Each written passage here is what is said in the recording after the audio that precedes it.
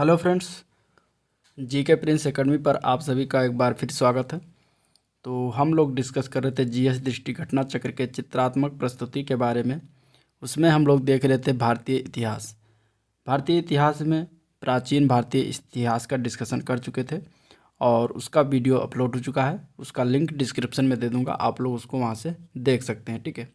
और उसके आगे के क्रम में आज हम लोग देखेंगे इस पूरे वीडियो में मध्यकालीन भारतीय इतिहास, ठीक है। इसके बारे में देखेंगे कि मध्यकालीन भारतीय इतिहास का जितना भी चित्रात्मक प्रस्तुति में इस बुक में दिया गया है वो सारा हम इसमें एक ही वीडियो में डिस्कशन करने वाले हैं, ठीक है। तो सबसे पहले हम लोग अनुक्रमणिका में देखेंगे क्या क्या आज हम पढ़ेंगे।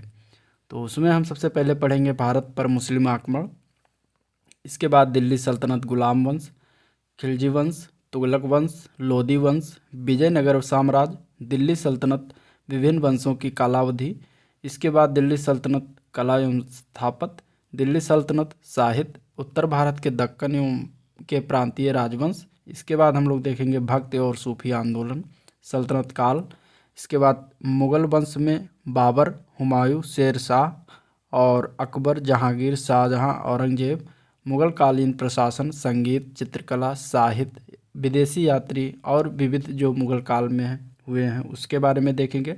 फिर इसके बाद गुरु नानक एवं सिख संप्रदाय, मराठा राज और संघ परवर्ती मुगल शासक, इसके बाद कुछ विविध चीज़ें हैं, वो सारे चीज़ें इसमें हम इतने पोर्शन को आज हम डिस्कस करेंगे। तो चलिए वीडियो को स्टार्ट करते हैं। और स्टार्ट करने से पहले अगर आप लोग चैनल पर नए हैं तो आप लोग मेरे चैनल को सब्सक्राइब करिए, वीडियो को भी लाइक करिए तथा शेयर भी करिए, ठीक है। साथ में बेल आइकन भी प्रेस कर दिए जिससे कि नया वीडियो अपलोड हो तो आपको तुरंत जो उसका नोटिफिकेशन मिल जाए, ठीक है। और इसके क्रम में जो है सामान्य विज्ञान और सामान्य भूगोल और पर्यावरण एवं पारिस्थितिकी के जो है बुक जो है हो चुका उसका पूरा डिस्कशन, तो उसका लिंक भी डिस्क्रिप्शन में दे दूंगा। आप लोग उसको बारी बारी से देख सकते हैं जो कि आपके एग्ज़ाम्स के लिए बहुत ही इम्पॉर्टेंट हैं, चाहे वो वनडे एग्ज़ाम हो, चाहे कोई भी अदर स्टेट के एग्ज़ाम हो, तो सभी एग्ज़ाम्स के लिए वो इम्पॉर्टेंट है, ठीक है। तो आज की इस वीडियो में हम चलिए स्टार्ट करते हैं मध्यकालीन भारतीय इतिहास। तो उसमें सबसे पहले हम देखेंगे भारत पर मुस्लिम आक्रमण, और इसमें जो है इस्लाम धर्म के प्रवर्तक हज़रत मोहम्मद का जन्म जो है कब हुआ था, तो 570 ईस्वी में हुआ था मक्का में, ठीक है। हज़रत मोहम्मद की मृत्यु कब हुई, तो 632 ईस्वी में हुई थी। भारत का नाम हिंदुस्तान किसने रखा था, तो ईरानियों द्वारा रखा गया था, ठीक है। यूनानी भारत को क्या कहते थे, तो यूनानी जो है भारत को इंडिया कहते थे। हिंदू शब्द का सर्वप्रथम प्रयोग किसने किया था, तो वो किया गया था अरबों द्वारा, ठीक है। अरब लोगों ने जो है हिंदू शब्द का सर्वप्रथम प्रयोग किया था। भारत पर प्रथम सफल मुस्लिम आक्रमण कब हुआ था, तो 712 ईस्वी में मोहम्मद बिन कासिम द्वारा, ठीक है। 712 ईस्वी में जो है सिंध को विजित करने वाला आक्रमणकारी कौन था, तो वो था मोहम्मद बिन कासिम। अरब आक्रमण के समय सिंध का शासक कौन था, तो अरब आक्रमण जब हुआ था तो सिंध का शासक उस समय दाहिर था, ठीक है, दाहिर। अब आगे हम देखेंगे अल-बिरूनी के बारे में कुछ महत्वपूर्ण चीज़ें। अल-बिरूनी को तहकीक हिंद अरबी भाषा के रचनाकार के रूप में जाना जाता है। इसका जन्म जो हुआ था 973 ईस्वी में हुआ था।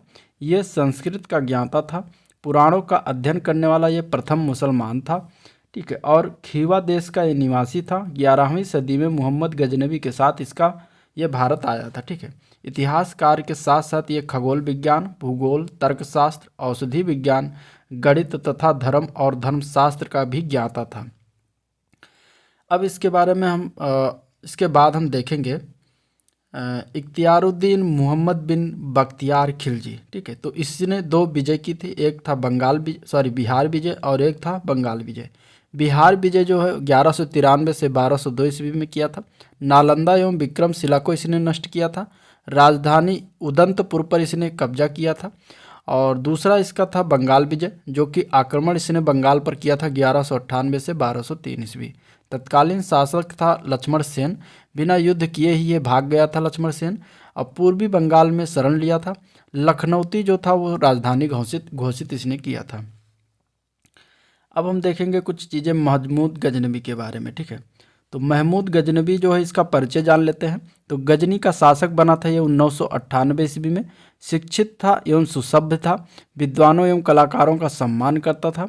चांदी के सिक्के जो है संस्कृत मुद्रा युक्त इसने चलाए थे, ठीक है। इसके बाद बात करते हैं इसने भारत पर आक्रमण कब कब किया। तो भारत पर 999 से लेकर 1027 ईस्वी तक इसने आक्रमण किया था और टोटल जो है 17 बार आक्रमण किया था, ठीक है। उद्देश्य इसका क्या था, तो लूटपाट करना मात्र एकमात्र उद्देश्य इसका था। 1026 ईस्वी में जो है सोमनाथ मंदिर की इसने लूट की थी, ठीक है। 1019 और 20 ईस्वी में चंदेलों पर प्रथम आक्रमण किया था। तत्कालीन जो शासक था वो था विद्याधर और अपने वंश का यह सर्वाधिक शक्तिशाली शासक था, ठीक है। इसके बाद अब महमूद गजनवी के दरबारी इतिहासकार थे, कुछ नाम महत्वपूर्ण हैं, जैसे उतबी, किताबुल यामनी, तारीख यामनी का लेखक है उतबी, जो कि महमूद गजनवी का दरबारी इतिहासकार था, ठीक है। इसके बाद दरबारी विद्वान थे महमूद गजनवी के अलबरूनी, जिसने बैहाकी, तारीख सुबक्तगुन का लेखक, उजारी, फारस का कवि, तूसी एवं अंसूरी जो था खुरासानी विद्वान था, अजदीदी और फारूकी, इतने सारे विद्वान जो थे इसके दरबारी विद्वान थे, ठीक है। इसके बाद मोहम्मद गौरी के बारे में जान लेते हैं। मोहम्मद गौरी की बात करें तो प्रथम आक्रमण इसने 1175 ईस्वी में मुल्तान पर किया था, ठीक है। 1178 ईस्वी में गुजरात पर इसने आक्रमण किया था। भीम सेकंड या मूलराज सेकंड नायका जो था देवी के खिलाफ था और आबू पर्वत के निकट युद्ध हुआ था। गौरी की भारत में प्रथम पराजय हुई थी, ठीक है। इसके बाद इसके दो महत्वपूर्ण युद्ध हैं। पहला है तराइन का प्रथम युद्ध जो कि 1191 ईस्वी में लड़ा गया था गौरी बनाम पृथ्वीराज चौहान के मध्य, और इसमें जो है गौरी की पराजय हुई थी, यानी इसमें पृथ्वीराज चौहान जो है जीते थे, ठीक है। दूसरा युद्ध था 1192 ईस्वी का तराइन का द्वितीय युद्ध। इसमें भी गौरी बनाम पृथ्वीराज चौहान के मध्य हुआ था और इसमें जो है पृथ्वीराज चौहान परास्त हुए थे। भारत में मुस्लिम शक्ति की स्थापना का मार्ग यहीं से प्रशस्त हो गया था, ठीक है। इसके बाद 1194 ईस्वी में चंदावर का युद्ध हुआ था गौरी बनाम जयचंद के बीच में, और इसमें जयचंद जो है पराजित हुआ था, ठीक है। सिक्के की बात करते हैं तो एक तरफ देवी लक्ष्मी की आकृति और दूसरी तरफ अरबी में कलमा खुदा हुआ इसने सिक्का जारी करवाया था, ठीक है। अब आगे हम कुछ महत्वपूर्ण तथ्यों के बारे में जान लेते हैं। तो उसमें सबसे पहला देख लेते हैं फिरदौसी जो है ये शाहनामा के लेखक हैं। अल्पतगीन जो है ये गजनी यामिनी के वंश के संस्थापक थे, ठीक है। फरिश्ता जो है तारीख फरिश्ता का लेखक है, ठीक है। भीमदेव फर्स्ट जो है सोमनाथ मंदिर का पुनर्निर्माण करवाया था। मोहम्मद गौरी ने कुतुबुद्दीन ऐबक को प्रथम अख्ता प्रदान किया था, ठीक है। ये भी क्वेश्चन इस तरीके से पूछा जाता है।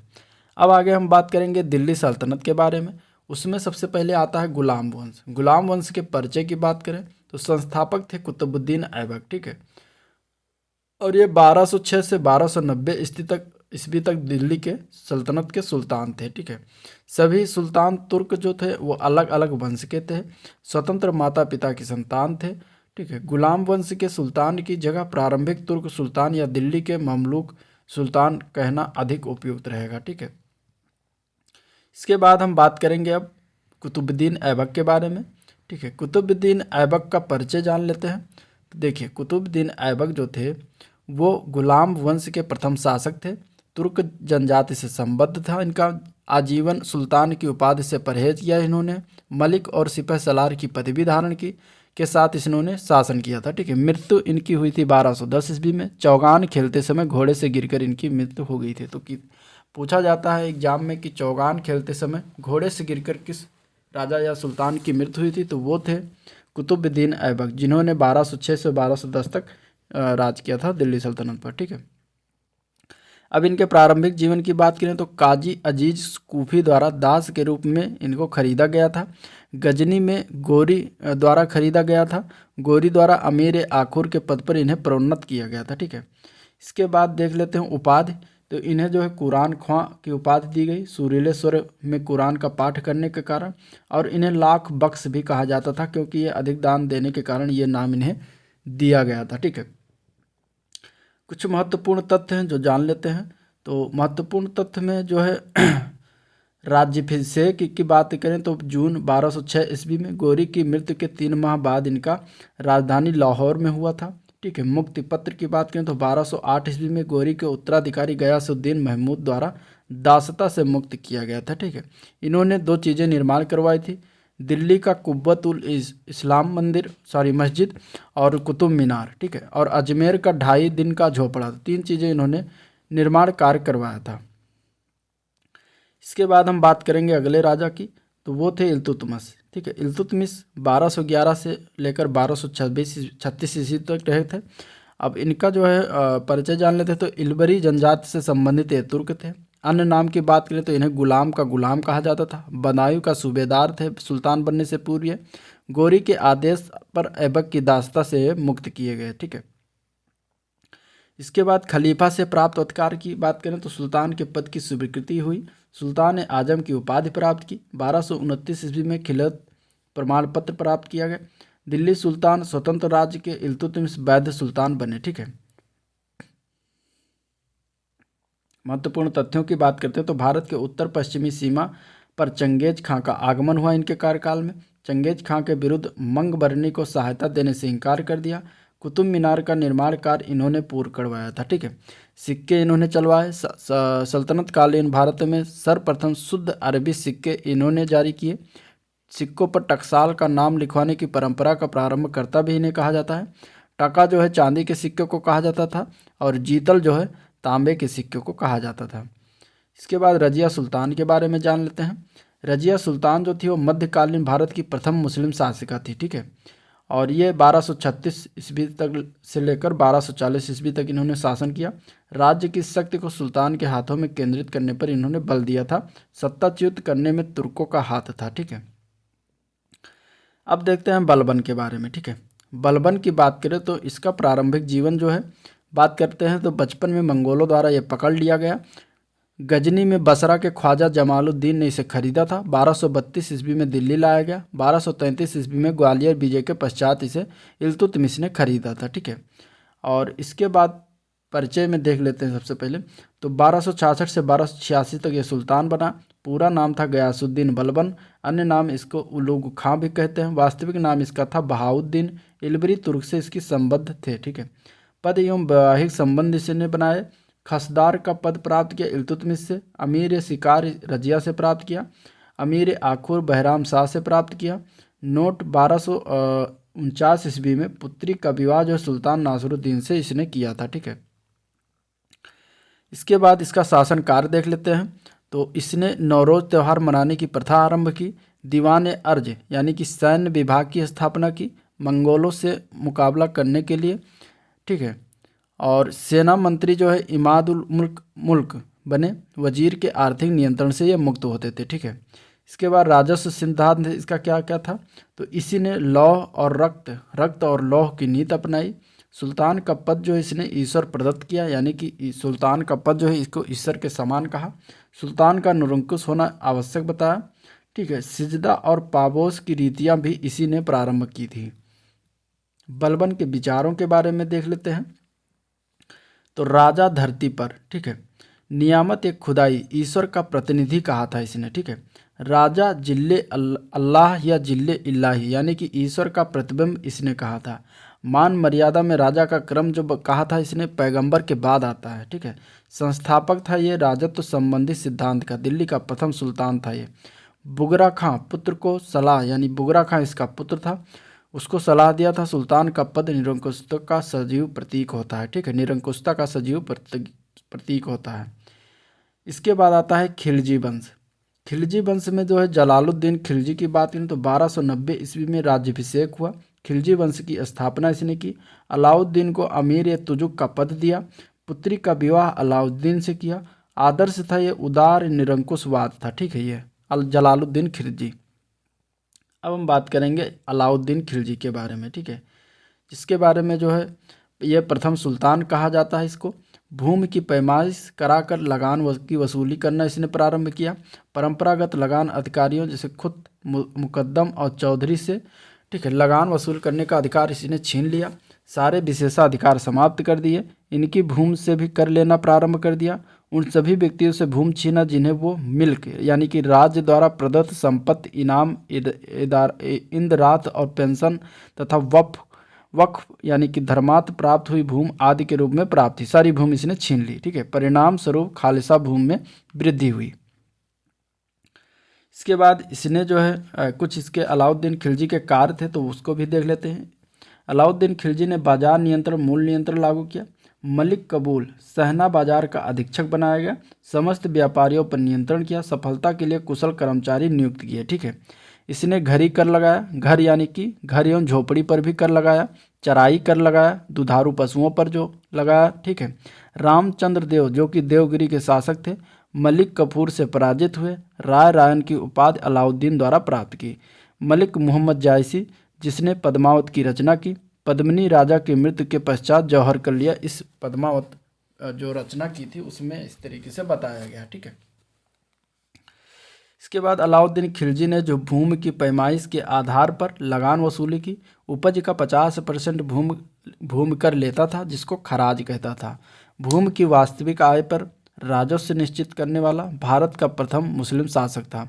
मलिक काफूर की बात करें तो अलाउद्दीन की गुजरात विजय के दौरान इसे प्राप्त हुआ था और इसको 1000 दिनारी भी कहा जाता था, क्योंकि 1000 दिनार में अलाउद्दीन ने इसको खरीदा था। आगे बात करें तो अलाउद्दीन ने धर्म पर राज्य का नियंत्रण स्थापित किया। उलेमा वर्ग के प्रभाव से मुक्त किया और उपाधि इसको सिकंदर द्वितीय सानी की उपाधि दी गई। जफर खां जो थे प्रसिद्ध सेनापति थे। मंगोलों के विरुद्ध लड़ते हुए इनकी मृत्यु हुई। दीवान या मुस्तक राज की स्थापना की थी, ठीक है। मुख्य उद्देश्य था एक शक्तिशाली और निरंकुश राज्य की स्थापना करना। आगे अलाउद्दीन के 4 अध्यादेश थे। प्रथम अध्यादेश था उपहार, पेंशन, दान में प्रदत्त भूमि संबंधित व्यक्तियों से वापस लिया। सरकारी अधिकारियों को सभी व्यक्तियों के अधिकाधिक कर लेने का आदेश दिया, ठीक है। द्वितीय इसका अध्यादेश था गुप्तचर विभाग का संगठन करना। तृतीय अध्यादेश था मादक द्रव्य यानी कि शराब, भांग आदि के प्रयोग, जुआ खेलने पर इसने पाबंदी लगा दी। चौथा अध्यादेश था सरदारों व अमीरों की दावतों, विवाह संबंधों पर प्रतिबंध लगा दिया।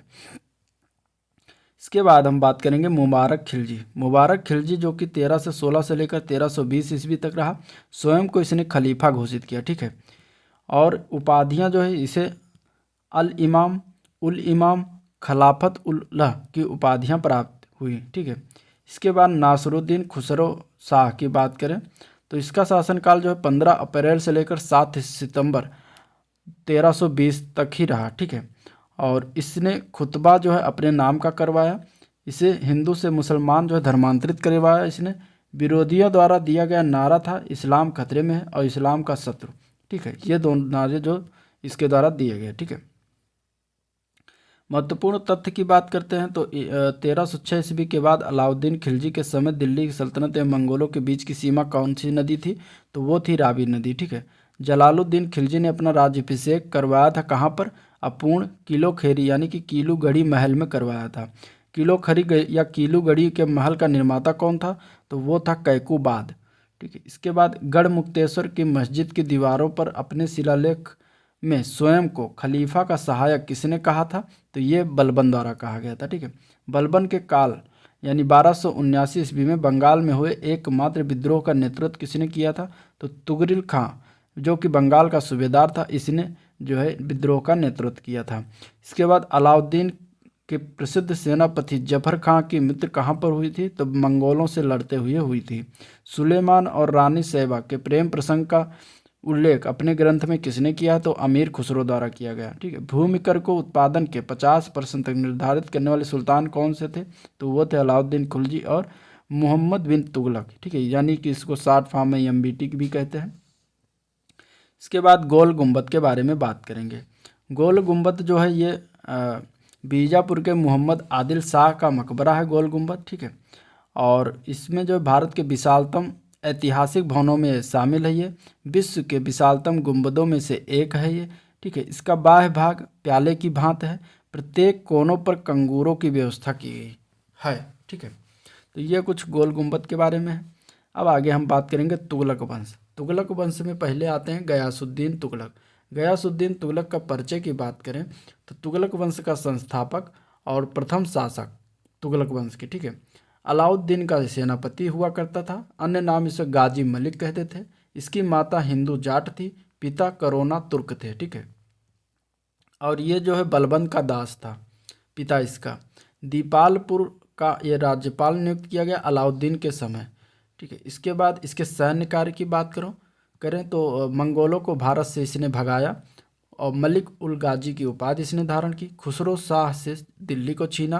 1320 ईस्वी में से सुल्तान बना और इसका अन्य नाम गाजी बेग तुगलक या गाजी तुगलक रखा गया। ठीक है, राजस्व प्रशासन की बात करें तो इसने लगान जो उपज का 1/5 से 1/3 भाग लिया। अकाल के समय भूमि कर को माफ किया। राजस्व वसूली में सरकारी कर्मचारियों के हिस्से की जगह कर मुक्त जागीरें प्रदत्त की। ठीक है, नस्ल बटाई प्रथा का प्रचलन इसने करवाया। इसके बाद इब्ने बतूता के बारे में जान लेते हैं। तो इब्ने बतूता जो था ये मोरक्को का मूल अफ्रीकी यात्री था। ठीक है, मोरक्को मूल का ये अफ्रीकी यात्री था। मोहम्मद बिन तुगलक के कार्यकाल में ये भारत आया था। ठीक है, किसके कार्यकाल में आया था? तो MBT यानी मोहम्मद बिन तुगलक के कार्यकाल में आया था। सुल्तान द्वारा दिल्ली का काजी नियुक्त किया गया। सुल्तान ने राजदूत बनाकर इसे चीन भेजा था। ठीक है, इब्न बतूता को। किताब उल रहला की रचना जो है इब्न बतूता ने की थी। सल्तनत काल में डाक व्यवस्था का विस्तृत विवरण जो है इसी इब्न बतूता ने इसमें दिया है। ठीक है, इसके बाद हम बात करेंगे मोहम्मद बिन तुगलक के बारे में। तो मोहम्मद बिन तुगलक के बारे में जो है कुछ बातें हैं जो बहुत ही इंपॉर्टेंट है, जो कि पूछा जाता है। ठीक है, मोहम्मद बिन तुगलक जो है दीवान ए अमीर कोही की स्थापना किया। कृषि उन्नत के लिए नया विभाग बनाया। ठीक है, और इसका मुख्य कार्य था कृषकों को प्रत्यक्ष सहायता करना, अधिकाधिक भूमि को कृषि कार्यों के अधीन लाना। ठीक है, इसने राजधानी परिवर्तन कराई। सबसे महत्वपूर्ण प्रयोगों में से एक था इसका। ठीक है, दिल्ली से दौलताबाद किया था राजधानी को। इब्न बतूता का कथन था कि दिल्ली के नागरिकों को दंड देना। के ए निजामी का कथन था देवगिरी का नाम दौलताबाद रखा गया। ठीक है, और इसके बाद इसकी बात करें तो इसने सिक्कों पर उत्कीर्ण शब्द जो था वो था अल सुल्तान जिल्ली अल्लाह, यानी कि सुल्तान ईश्वर की छाया है, ईश्वर सुल्तान का समर्थक है। ठीक है, स्वर्ण सिक्के इसने चलवाया जिसको दीनार कहा गया इब्न बतूता के अनुसार। बरनी के अनुसार इसकी 5 मुख्य योजनाएं थीं, जो थी दोआब में कर वृद्धि करना, देवगिरी राजधानी घोषित करना, सांकेतिक मुद्रा जारी करना, खुरासान पर आक्रमण करना, कराचिल पर अभियान करना। ठीक है, इसके बाद यह प्रथम सुल्तान था जो हिंदू के त्योहारों यानी होली में भाग लिया। ठीक है, इसके बाद गैर तुर्कों और भारतीय मुसलमानों को भी सरकारी पदों पर नियुक्त किया इसने। बरनी इसका कट आलोचक था। बदायूनी का कथन था सुल्तान को उसकी प्रजा और प्रजा को अपने सुल्तान से मुक्ति मिली। मोहम्मद बिन तुगलक की मृत्यु पर बदायूनी ने एक कथन व्यक्त किया था। दिल्ली सल्तनत के सभी सुल्तानों में सर्वाधिक विद्वान व शिक्षित सुल्तान ये था मोहम्मद बिन तुगलक। ठीक है, इसके बाद हम बात करेंगे फिरोज शाह तुगलक के बारे में। ठीक है, तो इसके एक एक करके देखते हैं। तो दीवान ये खैरात जो है ये गरीब मुसलमानों, अनाथ स्त्रियों की आर्थिक सहायता, विधवाओं, गरीब मुसलमान लड़कियों की विवाह की व्यवस्था करना दीवान खैरात में सम्मिलित था, जो कि फिरोज शाह तुगलक द्वारा निर्माण करवाया गया था। और राज्य के खर्च पर हज की व्यवस्था भी करवाई गई। ठीक है, दीवान ये बंदगान जो था इसमें जो है दासों की देखभाल है तो एक पृथक विभाग था, उसका नाम था दीवान ये बंदगान। ठीक है, अनुवाद विभाग इसने बनवाया जो कि संस्कृत ग्रंथों का फारसी में अनुवाद कराया। रोजगार दफ्तर जो कि नियुक्त के लिए एक दफ्तर बनवाया। ठीक है, गुण एवं योग्यता की पूरी जांच पड़ताल, अधिकाधिक लोगों को रोजगार देना इस दफ्तर का कार्य था। दारुल सफ़ा जो है खैराती अस्पताल की स्थापना की, कुशल हकीम की उपलब्धता करवाई। ठीक है, जिसको दारुल सफ़ा कहा गया। लोक निर्माण विभाग इसने स्थापना की जिसमें 300 नवीन नगरों का निर्माण करवाया। प्रमुख नगर उसमें थे फतेहाबाद, हिसार, फिरोजपुर, जौनपुर, फिरोजाबाद। इसके बाद इसने जो है बंगाल अभियान भी किया।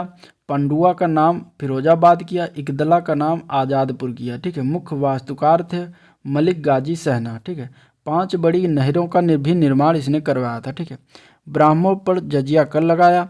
दिल्ली के समीप जो है 1200 नए फलों के बाग लगवाए।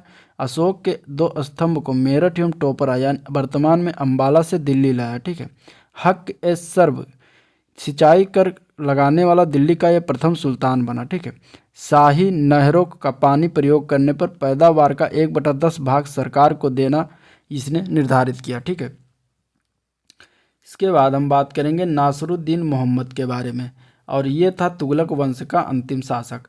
इसे ख्वाजा जहां द्वारा जौनपुर के स्वतंत्र राज्य की स्थापना की। पंजाब का सूबेदार खिलजी खां स्वतंत्र हुआ। नुसरत शाह की चुनौती इसके समय में हुई। तैमूर का भारत पर आक्रमण भी इसी के समय में हुआ। शहंशाह की सल्तनत दिल्ली से पालम तक इसके बारे में प्रसिद्ध कथन है, ठीक है। और इसके बाद मृत्यु के साथ ही तुगलक वंश का अंत हो गया, ठीक है। तो कुछ इंपॉर्टेंट महत्वपूर्ण तथ्य हैं। 1398 ईस्वी में तैमूर के आक्रमण के परिणाम स्वरूप दिल्ली सल्तनत एवं तुगलक वंश दोनों नष्ट हो गए। और इसके बाद 1413 ईस्वी में सरदारों द्वारा दौलत खां का दिल्ली के सुल्तान के रूप में चयन किया गया। खिलजी खां जो था दिल्ली के सुल्तान दौलत खां पर विजय की। तैमूर द्वारा नियुक्त लाहौर का सूबेदार नियुक्त हुआ। 1414 ईस्वी में दिल्ली पर अधिकार किया और सैयद वंश का संस्थापक बना खिलजी खां, ठीक है। अब हम बात करेंगे लोधी वंश के बारे में। लोधी वंश में सबसे पहले बहलोल लोधी के बारे में बात करेंगे। 1451 ईस्वी में इसने लोधी वंश की स्थापना की। इसका अन्य नाम बहलोल शाह गाजी था। जौनपुर सबसे महत्वपूर्ण विजय थी इसकी, ठीक है। मृत्यु से पहले तीसरे पुत्र निजाम खां को अपना उत्तराधिकारी नियुक्त किया। बहलोली सिक्कों का प्रचलन इसने करवाया। उत्तर भारत में अकबर के पूर्व विनिमय का मुख्य साधन था, ठीक है। इसके बाद इसके दरबार में हिंदू सरदार कौन कौन थे? तो राय करण सिंह, राय प्रताप सिंह, राय दादू, राय त्रिलोकचंद और राय नरसिंह। इतने जो है ये 5 थे जो हिंदू सरदार थे इसके दरबार में। अब लोधी वंश में अगला निजाम खां सिकंदर शाह, ठीक है। निजाम खां सिकंदर शाह जो है 17 जुलाई 1489 को सुल्तान बना। लोधी वंश का महानतम शासक था ये। 1504 ईस्वी में इसने आगरा शहर की स्थापना की और राजधानी घोषित किया, ठीक है। नाम की बात करें, नाप का पैमाना जो है गजे सिकंदरी का आरंभ इसने करवाया। फरहंगे सिकंदरी आयुर्वेदिक ग्रंथ का फारसी में अनुवाद कराया। लज्जत सिकंदर शाही जो था ये गायन विद्या का ग्रंथ था, ठीक है। इसके बाद शहनाई सुनने का यह शौकीन था सिकंदर लोधी। गुल रुखी उपनाम से एक कविता लिखता था। अनाजों से जकात इसने समाप्त किया। जकात एक प्रकार की कर था, ठीक है, तो उसको भी समाप्त करवाया। इसके बाद इब्राहिम लोधी की बात करें तो 1518 ईस्वी में महाराणा सांगा से खतौली का युद्ध हुआ। इसमें इब्राहिम लोधी परास्त हुआ, ठीक है। इसके बाद 12 अप्रैल 1526 ईस्वी में पानीपत का प्रथम युद्ध बाबर के खिलाफ हुआ, जिसमें इब्राहिम की पराजय हुई और युद्ध भूमि में ये मारा गया, ठीक है। फरिश्ता का कथन था इब्राहिम लोधी मृत्यु पर्यंत लड़ा और एक सैनिक की भांति मारा गया। नियामतुल्लाह यानी कि इसको नामत उल्ला के नाम अनुसार सुल्तान इब्राहिम के अतिरिक्त भारत का अन्य कोई सुल्तान युद्ध भूमि में नहीं मारा गया, ठीक है। इसके बाद हम बात करेंगे विजयनगर साम्राज्य के बारे में। तो देखिए विजयनगर साम्राज्य जो है उस पर 4 वंश राज किए। पहला संगम वंश, दूसरा सालुब वंश, तीसरा तुलुब वंश, चौथा अराबीडू वंश, ठीक है। ये 4 वंश जो है विजयनगर साम्राज्य पर राज किए थे। संगम वंश के संस्थापक थे हरिहर और बुक्का। सालुब वंश के संस्थापक थे नरसिंह सालू। तुलुब वंश के संस्थापक थे वीर नरसिंह। अराबीडू वंश के संस्थापक से तिरुमल, ठीक है। अब एक एक वंश के बारे में जानेंगे। सबसे पहले हम संगम वंश की बात करते हैं। संगम वंश की स्थापना जो हुई थी 1336 ईस्वी में हुई थी। संस्थापक थे हरिहर और बुक्का, ठीक है। हरिहर और बुक्का जो थे वो मोहम्मद तुगलक से पराजय के पश्चात इस्लाम धर्म स्वीकार कर लिए थे। संत विद्यारण्य के प्रभाव से पुनः हिंदू धर्म में वापसी हुई थी इनकी। शिक्षा की प्राप्ति इनको गुरु विद्यारण्य एवं भाष्यकार साण से हुआ था, ठीक है। इसके बाद हरिहर द्वितीय आए। हरिहर द्वितीय जो है 1377 से 1404 ईस्वी तक राजा बने और ये बुक्का का पुत्र था, ठीक है। महाराजा धीराज की उपाधि इसने धारण की। कनारा, मैसूर, तिरुचिनापल्ली, कांची की विजय इसने की, ठीक है। इसके बाद श्रीलंका के राजा से राजस्व वसूला, सबसे बड़ी सफलता थी ये। बहमनी से बेलगांव और गोवा छीनना, ठीक है। शिव के विरूपाक्ष रूप का उपासक ये था। इसके बाद सालुब वंश की बात करें तो इसमें प्रथम प्रसिद्ध राजा नरसिंह सालू था, जो कि 1485 से 1490 ईस्वी तक रहा। संगम वंश के अंतिम शासक को पदच्युत कर यह शासक बना था, ठीक है। सालू वंश की इसने स्थापना की थी। इमाड़ नरसिंह जो था वो नरसिंह सालू का पुत्र था, ठीक है। और ये वीर नरसिंह द्वारा पदच्युत किया गया, जिसने तुलुब वंश की स्थापना की। तुलुप वंश की बात करें तो संस्थापक था वीर नरसिंह। इसकी मृत्यु जो हुई थी 1509 ईस्वी में हुई थी और इसका उत्तराधिकारी कृष्णदेव राय बना। ठीक है, कृष्णदेव राय की बात करें तो ये 1509 से लेकर 1529 तक राजा था। इसके गोलकुंडा का युद्ध लड़ा जिसमें कुली कुतुब शाह परास्त हुआ था। ठीक है, शासनकाल इसका था साहित्य का क्लासिकल युग कहा जाता है इसके शासनकाल को, और तेलुगु साहित्य का जो है स्वर्ण काल कहा जाता है इसके शासन को। ठीक है, तेलुगु के 8 महान विद्वानों एवं कवियों को संरक्षण इसने दिया था जिसको अष्ट दिग्गज कहा जाता है। अब इसके जो 8 महाविद्वान थे उसके बारे में जान लेते हैं। ठीक है, कृष्णदेव राय का शासनकाल जो था वो क्लासिकल युग या साहित्य युग कहा गया। उत्कृष्ट इसमें कवि और लेखक थे। ठीक है, रचना की बात करें तो अमुक्त माल्यद इसने की थी। स्थापना इसने नागलपुर नगर की स्थापना की थी। इसने विट्ठल स्वामी हजारा मंदिर का निर्माण करवाया। इसके समय में डोमिंगो पायस विदेशी यात्री आया था। युद्ध इसने कुलुप कुतुब शाह द्वारा गोलकुंडा का युद्ध लड़ा था और जीता था। उपाधि इसे आंध्र भोज की उपाधि दी गई थी और ये अष्ट दिग्गज का संरक्षक था। ठीक है, इसके बाद हम बात करते हैं अराबीडू वंश की। अराबीडू जो थे इसके सदाशिव राय तुलुप वंश को अपदस्थ कर जो है अराबीडू वंश की स्थापना की थी 1570 ईस्वी में तिरुमल द्वारा। ठीक है, वेंकट सेकंड की बात करें तो राजा वोडियार का ये समकालीन हुआ था। चंद्रगिरी मुख्यालय इसका बना। ठीक है, इसके बाद शिष्ट या राय रेखा की बात करें तो विजयनगर राज्य की आय का प्रमुख स्रोत होता था। ठीक है, 58 या अस्थवन यानी केंद्रीय राजस्व विभाग कहा जाता था। हम्पी जो है विजयनगर साम्राज्य की प्राचीन राजधानी हुआ करती थी और ये जो है विश्व विरासत स्थल यानी कि यूनेस्को में शामिल है। इसके बाद विरूपाक्ष मंदिर जो है ये राय रेखा में स्थित है। ठीक है, इसके बाद तालीकोटा का युद्ध की बात करें तो इसमें जो है 1565 ईस्वी में बीजापुर, अहमदनगर, गोलकुंडा, बीदर की संयुक्त सेना बनाम विजयनगर के खिलाफ ये तालीकोटा का युद्ध लड़ा गया था। ठीक है, इसमें हुसैन निजात शाह ने स्वयं राम राय का वध किया था। तत्कालीन विजयनगर शासक थे सदाशिव राय। वास्तविक शक्ति मंत्री जो है राम राय के हाथों में थी। बरार संयुक्त सेना में सम्मिलित नहीं हुई थी। फरिश्ता जो है युद्ध तालीकोटा में लड़ा गया। फरिश्ता के द्वारा वास्तविक क्षेत्र था राक्षसी एवं तंगड़ी ग्रामों के मध्य स्थित ये वास्तविक क्षेत्र था तालीकोटा। इसके बाद दिल्ली सल्तनत के विभिन्न वंशों की कालावधि और प्रशासनिक विभाग जान लेते हैं। तो गुलाम वंश जो था वो 1206 ईस्वी से लेकर 1290 ईस्वी तक रहा। खिलजी वंश जो है 1290 से लेकर 1320 ईस्वी तक रहा। तुगलक वंश की बात करें तो 1320 से लेकर 1412 ईस्वी तक रहा। सैयद वंश की बात करें तो 1414 ईस्वी से लेकर 1451 ईस्वी तक रहा। लोधी वंश जो है 1451 ईस्वी से लेकर 1526 ईस्वी तक रहा। ठीक है, दीवान ए मुस्तक राज की स्थापना जो है इसे राजस्व विभाग कहा जाता है। दीवान ए रियासत को बाजार नियंत्रण विभाग कहा जाता है। अमीर दीवान ए अमरकोही को कृषि विभाग, दीवान ए खैरात को दान विभाग, दीवान ए बंदगान को दास विभाग कहा गया। ठीक है, यानी दास विभाग को दीवान ए बंदगान। सैन्य संगठन की बात करते हैं तो दशमलव प्रणाली पर आधारित था। घुड़सवारों की टुकड़ी का प्रधान जो होता था उसे कहते थे सरे खेल। ठीक है, 10 सरे खेल बराबर 1 सिपह सलार के था और 10 सिपह सलार बराबर 1 अमीर के होता था और 10 अमीर बराबर 1 मलिक के होता था और 10 मलिक बराबर 1 खान के बराबर होता था और सेना का मुख्य सेनापति जो था उसे सुल्तान कहते थे। ठीक, कर निर्धारण की बात करें तो फिरोज शाह तुगलक ने जो है कुरान के नियमानुसार कर निर्धारित किया था।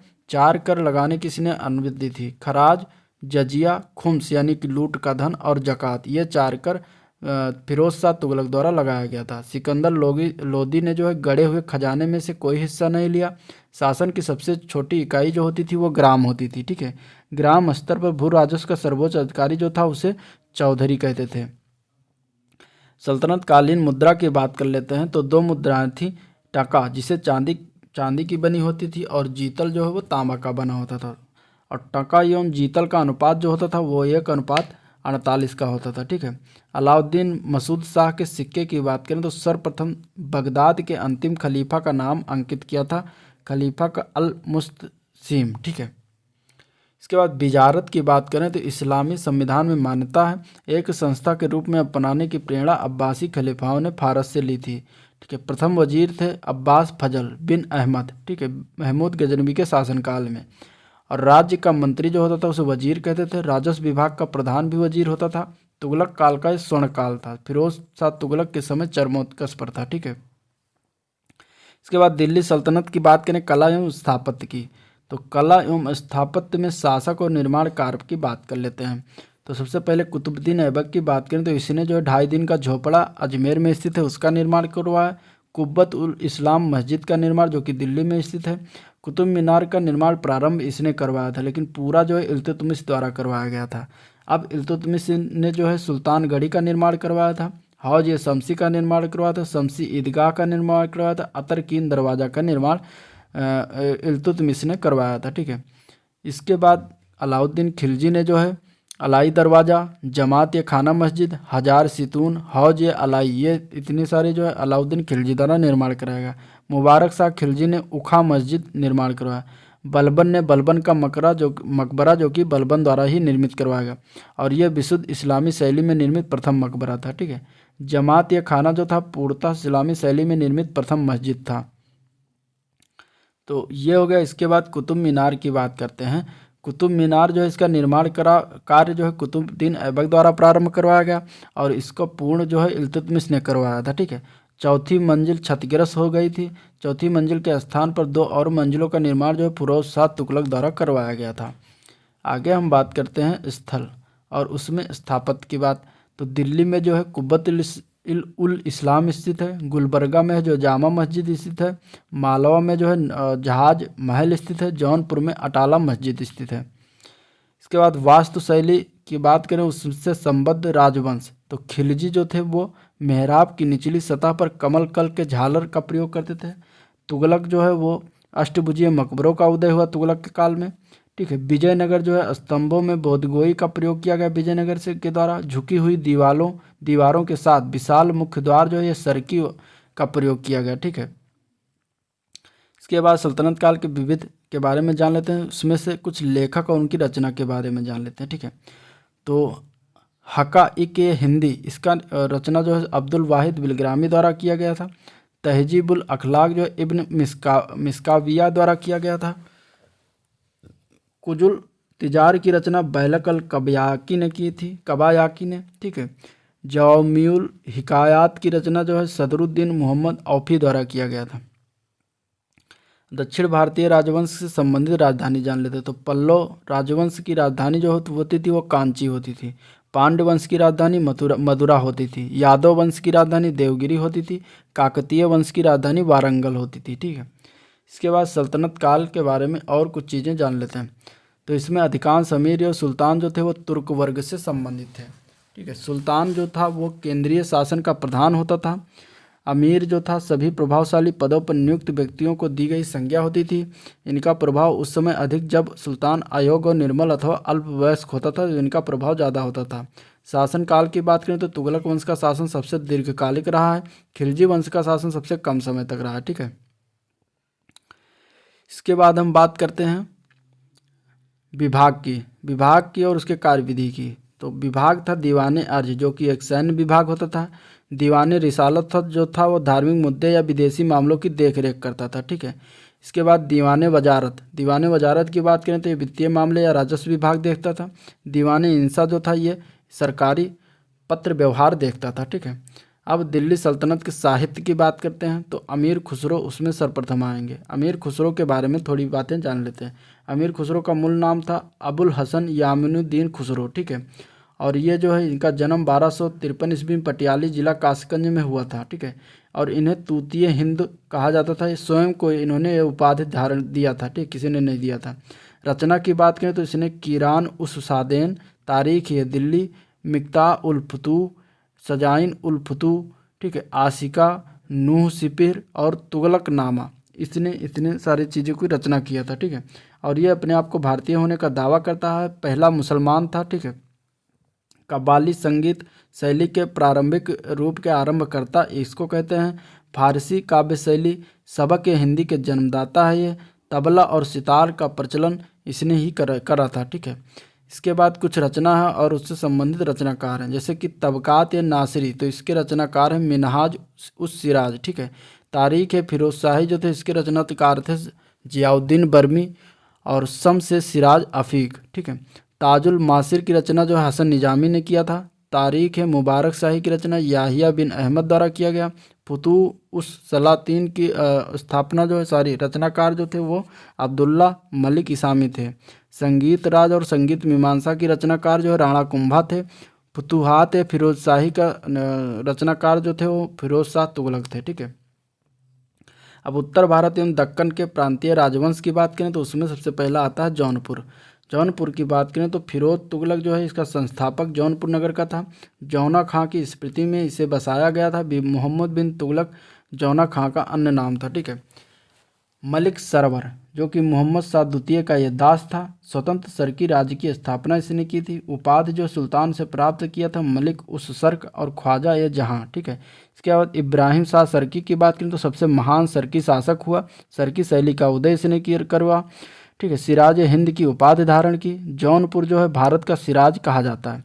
बहलोल लोदी की बात करें तो अंतिम सरकी शासक था।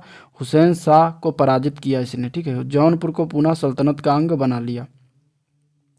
इसके बाद हम कश्मीर की बात करेंगे तो कश्मीर जो है जैन उल आबदीन इसका अन्य नाम था। शाही खां कश्मीर का सबसे महान शासक था। ये मुगल बादशाह अकबर से इसकी तुलना की जाती है धार्मिक उदारता के कारण। ठीक है। गौ हत्या पर इसने पाबंदी लगाई। जजिया कर को हटाया। महाभारत राजतरंगड़ी का फारसी में इसने अनुवाद करवाया। जैना लंका द्वीप का निर्माण करवाया जो कि उलर झील में कश्मीर का अकबर अन्य नाम इसको कहते हैं। ठीक है। उलर झील में। इसके बाद हम बात करेंगे गुजरात की। गुजरात की बात करें तो वहाँ पे जफर खां शासक बना। सुल्तान मुजफ्फर शाह के नाम से गुजरात का सुल्तान बना। ठीक है। सुल्तान मुजफ्फर शाह के नाम से गुजरात का सुल्तान जफर खां बना। मालवा के शासक हुसंग शाह को परास्त करके राजधानी धार पर अधिकार किया। बाद में वापस कर दिया। ठीक है। फतेह खां की बात करें तो उपाधि इसने धारण की अबुल फतेह महमूद शाह। प्रसिद्ध नाम था जो महमूद बेगड़ा। ठीक है। मुख्य विजय की बात करें तो चंपानेर और गिरनार दृढ़ किले थे जिसको इसने विजय प्राप्त की थी।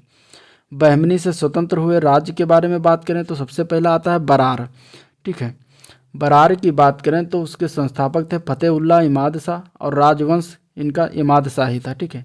इसके बाद बहमनी वंश के स्वतंत्र राज्य बीदर का नाम आता है। बरार बीदर बीजापुर अहमदनगर गोरकुंडा इतने राज्य जो थे बहमनी से स्वतंत्र हुए थे। बीदर की बात करें तो इसके संस्थापक थे अमीर अली बरीद। ठीक है। ये बरीद शाही राजवंश इन्होंने स्थापित किया। बीजापुर की बात करें तो इसके संस्थापक थे यूसुफ आदिल शाह। इसे राजवंश आदिल शाही नाम पड़ा। ठीक है। अहमदनगर के संस्थापक थे मलिक अहमद। ठीक है। राजवंश या निजाम शाही का नाम पड़ा। गोलकुंडा के संस्थापक कुली कुताब से जिनका राजवंश कुतुब शाही नाम पड़ा। ठीक है।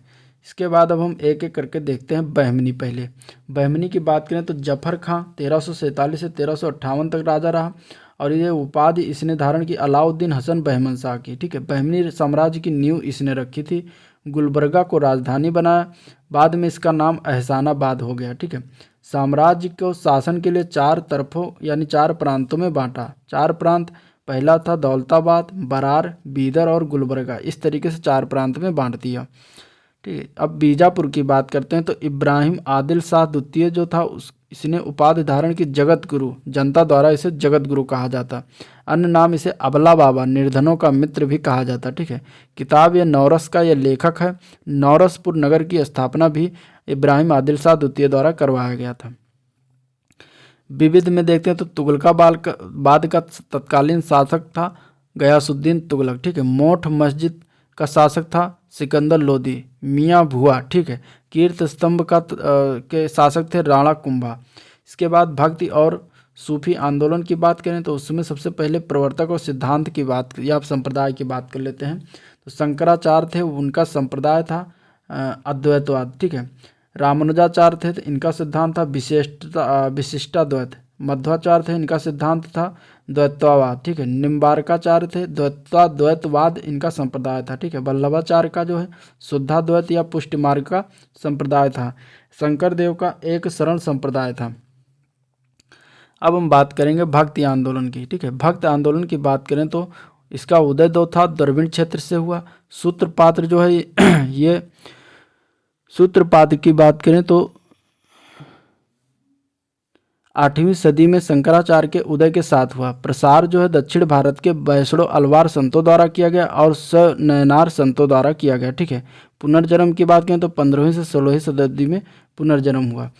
इसके बाद रामानंद की बात करते हैं तो उत्तर भारत में भक्ति आंदोलन इन्होंने ही चलाया के प्रथम प्रवर्तक थे। जन्म इनका 1299 ईस्वी में प्रयाग में हुआ। सगुण ब्रह्मा में विश्वास करते थे। संदेशों का प्रचार प्रसार हिंदी भाषा में इन्होंने किया। कबीर जो थे 12 शिष्यों में से एक थे इनके। कबीर की बात करें तो इनका पालन पोषण जो है जुलाहा दंपति नीरू और नीमा द्वारा किया गया। ठीक है। बीजक कबीर के उपदेशों का संकलन है, उसको बीजक कहते हैं। ठीक है। रचनाएं इनकी साखी, सबद और रामायणी 3 रचनाएं मूल थी। अमर मूल की बात करें धर्मदास के साथ कबीर के संवादों का संकलन जो है अमर मूल में है। इसके बाद 12 ज्योतिर्लिंग की बात करते हैं तो 12 ज्योतिर्लिंग हैं जो कि महाकालेश्वर है, ओंकारेश्वर, मल्लिकार्जुन स्वामी, नागेश्वर, सोमनाथ, त्र्यंबकेश्वर। इसके बाद घिसड़ेश्वर, भीमाशंकर, रामेश्वरम, केदारनाथ, विश्वनाथ और इसके बाद है बैद्यनाथ। ये टोटल 12 ज्योतिर्लिंग हैं। ठीक है। गुरु नानक के बारे में जान लेते हैं। गुरु नानक के परिचय की बात करें तो गुरु नानक के जन्म हुआ था 1469 ईस्वी में। स्थान था तलवंडी जो कि अब नानकाना साहिब के पाकिस्तान में पड़ता है। ठीक है। इनकी मृत्यु जो हुई थी 1539 ईस्वी में हुई थी। विशेष तथ्य की बात करें तो सिख धर्म की स्थापना गुरु नानक देव ने करवाया था। ठीक है, करा था। सिकंदर लोदी के समय जो है एकेश्वरवाद में, और वो भी सिकंदर लोदी के समय हुआ था। ठीक है। एकेश्वरवाद में इनका विश्वास था। ठीक है। निर्गुण ब्रह्म की उपासना पर इन्होंने सर्वाधिक बल दिया। इसके बाद इन्होंने गुरु का लंगर जो है स्थापित करवाया जो कि मुक्त सामुदायिक रसोई की शुरुआत करवाई गई। ठीक है। इनके द्वारा अनुयायी जाति पर ध्यान दिए बिना सामूहिक भोजन का ग्रहण इसमें किया था। इनका कथन था ईश्वर व्यक्ति के गुणों को जानता है पर वो उसकी जाति के बारे में नहीं पूछता क्योंकि दूसरे लोकों में जाति नहीं है। ठीक है। आगे हम बात करेंगे महाराष्ट्र। महाराष्ट्र में एक थे जो थे नामदेव जो थे भक्ति आंदोलन को सर्वाधिक लोकप्रिय बनाया, यानी कि भक्त आंदोलन के महाराष्ट्र में सर्वाधिक लोकप्रिय बनाने वाले नाम नामदेव था। विसोबा खेचर जो थे वो नामदेव के गुरु थे। वारकरी संप्रदाय से संबंधित है। विसोबा खेचर या खेचरनाथ रहस्यवादी जीवन की दीक्षा दी नामदेव को। ठीक है। ज्ञानदेव ने विश्व के ईश्वर के सर्वव्यापी स्वरूप से परिचय कराया। कुछ गीतात्मक पद की बात करें तो गुरु ग्रंथ साहिब में संकलित है इनका।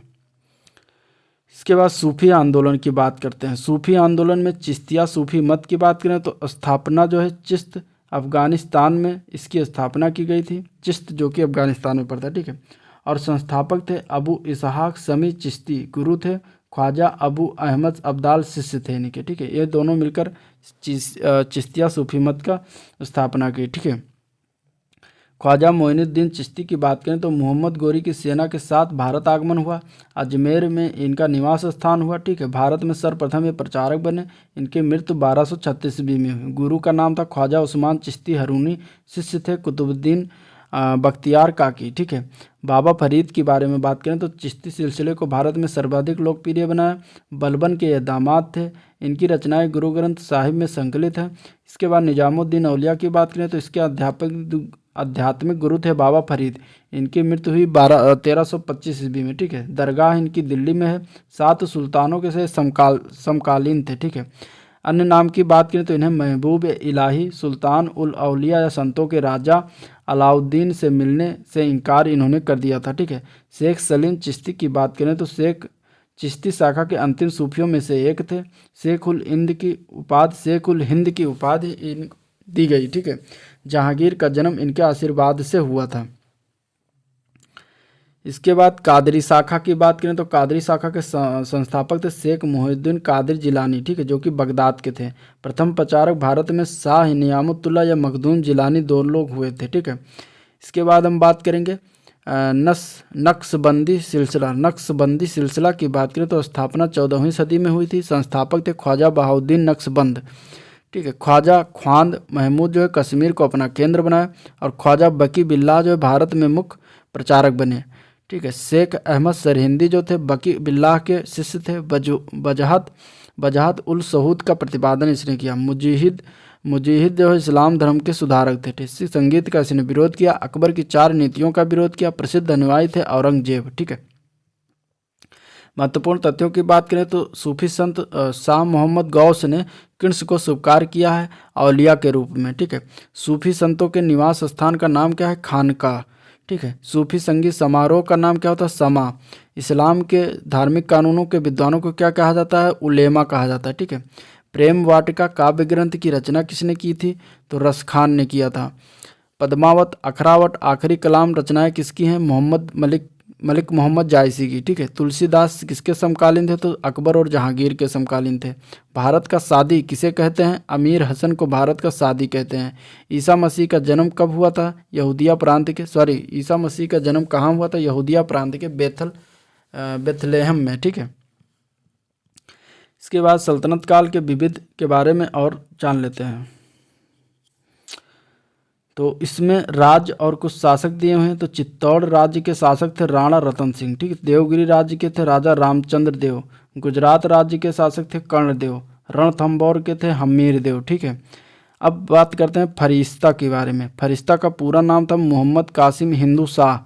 कुछ समय तक अहमदनगर के शासक मुर्तजा निज़ाम शाह के दरबारी विद्वान हुआ करते थे। तारीख फरिश्ता पुस्तक किसने लिखी? बीजापुर के शासक इब्राहिम आदिल शाह को ये पुस्तक समर्पित है।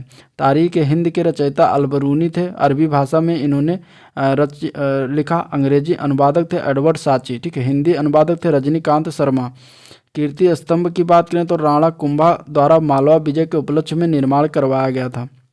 जैता द्वारा निर्मित है। प्रशस्तिकार इसके थे अहि, अत्रि और महेश। ठीक है, अब कुछ रियासत और शासक के बारे में जान लेते। तो देवगिरी के रियासत जो थे शंकर देव थे। ठीक है, शासक थे। ठीक है, वारंगल के शासक थे प्रताप रुद्रदेव द्वितीय। वीर पांड्या जो शासक थे देव मदुरा। ठीक है, बीर भल्लाल जो थे वो होयसल के शासक थे। तो इस तरीके से कुछ रियासत है उनके शासक हैं। युद्ध, कुछ महत्वपूर्ण युद्ध और उससे वर्ष की बात करें तो चंदावर का युद्ध हुआ था 1194 ईस्वी में। तालीकोटा का युद्ध हुआ था 1565 ईस्वी में। ठीक है, घाघरा का युद्ध हुआ था 1529 ईस्वी में। और तैमूर का युद्ध हुआ था, तैमूर का आक्रमण हुआ था 1398 ईस्वी में। ठीक है, इसके बाद हम बात करते हैं कुछ प्रशासनिक प्रभाग और प्रारंभक कर्ता के शासक। दीवान मुस्तक राज यानी कि राजस्व विभाग के प्रारंभक कर्ता थे अलाउद्दीन। ठीक है, दीवान रियासत यानी बाजार नियंत्रण के प्रारंभकर्ता थे अलाउद्दीन खिलजी। ठीक है, दीवान अमीर को यानी कृषि विभाग के प्रारंभ करता थे मोहम्मद बिन तुगलक। दीवान खैरात दान विभाग के फिरोज तुगलक थे। दीवान बंदगान दास विभाग के फिरोज तुगलक थे। ठीक है, महत्वपूर्ण तथ्यों की बात करें तो होयसल राजवंश की राजधानी द्वार समुद्र का वर्तमान नाम हेलिबिड है, जो कर्नाटक के हासन जिले में स्थित है। हेलिबिड के वर्तमान मंदिरों में विख्यात मंदिर है होयसलेश्वर का प्राचीन मंदिर। ठीक है, बेल्लूर में अवस्थित होयसलेश्वर काल में निर्मित चन्ना केशव मंदिर का निर्माण का प्रारंभ विष्णुवर्धन होयसल के जो शासक थे उन्हें करवाया था। ठीक है, महमूद गजनवी के दरबार में प्रसिद्ध विद्वान कवि फिरदौसी को कौन सी उपाधि दी गई थी? तो इन्हें पूर्व का होमर कहा जाता था। फरिश्ता की पुस्तक जी तारीख फिरिश्ता का अन्य नाम क्या है? गुलशन इब्राहिमी।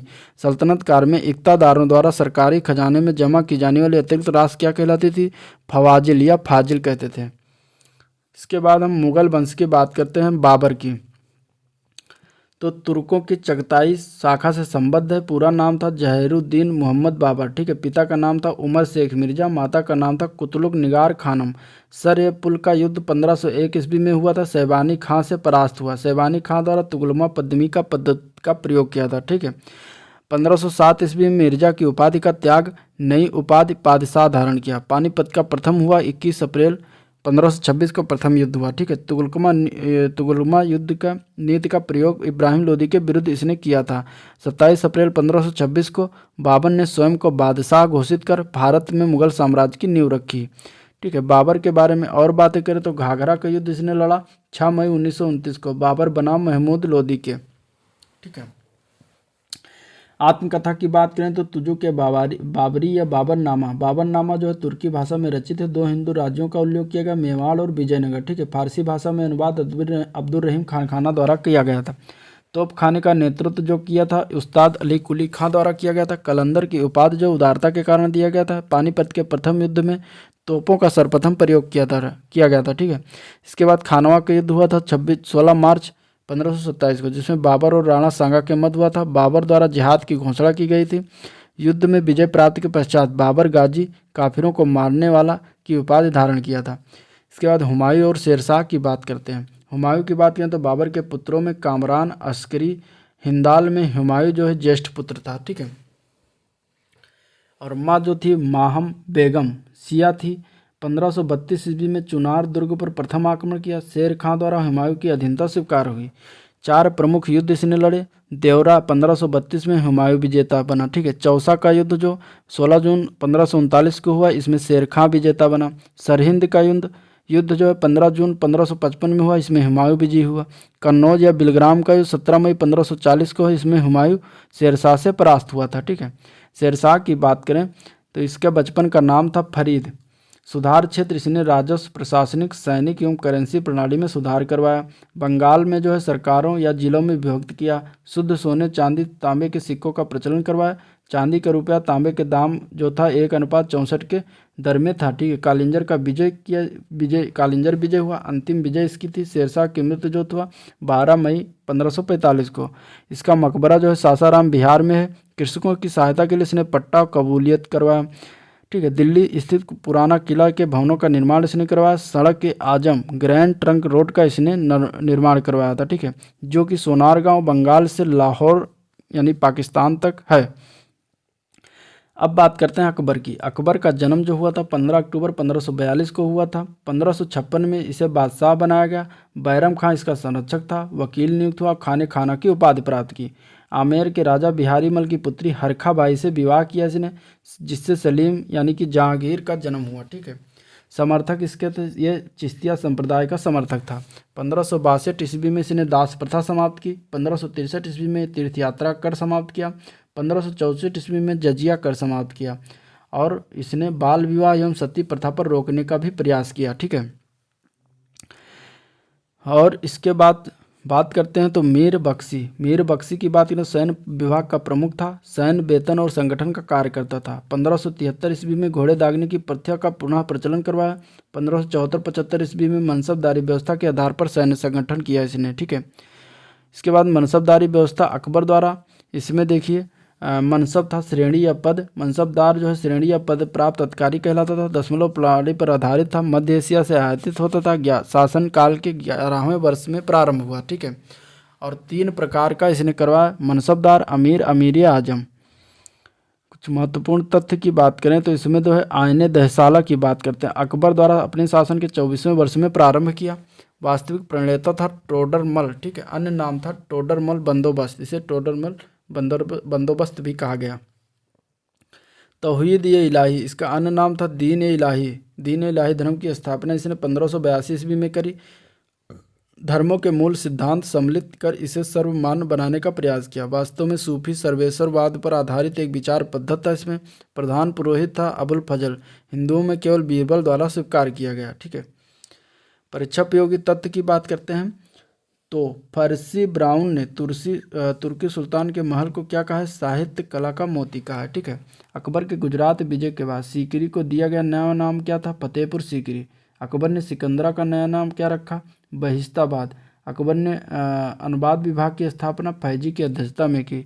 इंग्लैंड की रानी एलिजाबेथ फर्स्ट का समकालीन भारतीय शासक कौन था, तो वो था अकबर। ठीक है। अमेरिका की खोज का उल्लेख किसने किया, अबुल फजल ने किया। इबादत खाने की स्थापना कब हुई, 1575 ईस्वी में फतेहपुर सीकरी में इबादत खाने की स्थापना हुई। ठीक है। इसके बाद हम जहांगीर के बारे में देखेंगे। जहांगीर की बात करें तो इसका जन्म हुआ था 30 अगस्त 1569 को। और इसकी पहली पत्नी थी मानबाई। ठीक है। अंबर के राजा भगवान दास की पुत्री थी। राजा मान सिंह की बहन थी। जगत गोसाई इसकी दूसरी पत्नी थी, जो कि उदय सिंह की पुत्री थी और शहजादा खुर्रम की माँ थी। शहजादा खुर्रम बाद में शाहजहां नाम से फेमस हुआ। इसका राज्याभिषेक जो है 1605 ईस्वी में हुआ। आगरा के किले में हुआ। नूरुद्दीन मोहम्मद जहांगीर बादशाह गाजी की उपाधि धारण की।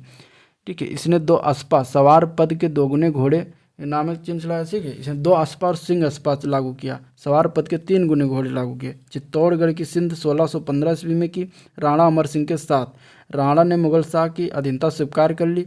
जहांगीर ने राणा को चित्तौड़ वापस कर दिया था। ठीक है। इसके बाद हम बात करते हैं जुनता दल जो है नूरजहां ने जहांगीर से विवाह के बाद बनाया। अन्य सदस्य की बात है, इसमें एतमादुद दौलत है, मिर्जा गयास बेग जिन्हें कहा जाता है, असमत बेगम, आसफ खां, शहजादा खुर्रम, ये सारे इसके सदस्यगण थे। ठीक है। शिष्टमंडल की बात करें तो William Hawkins east India company का राजदूत तथा प्रतिनिधि था। मुगल दरबार में उपस्थित होने वाला प्रथम अंग्रेज था। जहांगीर द्वारा इंग्लिश खां की उपाधि प्रदत्त की गई। सर थॉमस रो ब्रिटेन के राजा जेम्स के प्रथम दूत थे। अजमेर में जहांगीर के दरबार में उपस्थित हुए। बादशाह के साथ शिकार भी खेलने गया। ठीक है। इसके बाद दूसरा की बात है फ्रांसिस्को पल्सर। ठीक है। ये डच पर्यटक था और रिमेंस्ट्रेटी इसकी पुस्तक का नाम है। आगे बात करते हैं स्थापत्य साहित्य और चित्रकला की। तो जहांगीर के सर्वोत्कृष्ट चित्रकार थे उस्ताद मंसूर नादिर उल अस्त्र। ठीक है। पक्षी विशेषज्ञ चित्रकार थे अबुल हसन थे। नादिर उज यमा व्यक्ति चित्र में महारत हासिल की थी। तुजू के जहांगीर की आत्मकथा है जो कि फारसी भाषा में है। जहांगीर का मकबरा जो सादरा लाहौर में है।